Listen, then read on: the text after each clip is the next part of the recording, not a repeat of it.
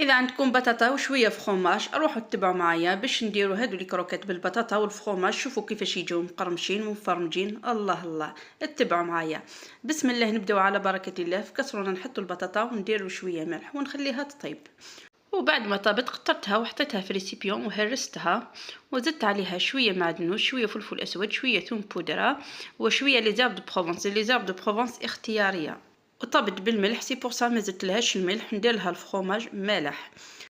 ونحتاج ايضا الى فرينه، حبه بيض نخلطوها مليح، وشابلور وشويه فخوماج بورسيون وشويه فخوماج موزاريلا اختياري. تقدري ديرها غير بالفخوماج بورسيون.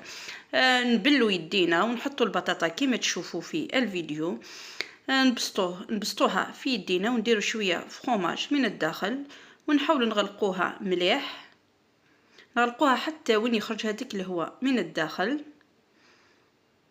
ومن بعد نرمدوها في الفرينه، ومن بعد في البيض، ومن بعد في لاشابلور.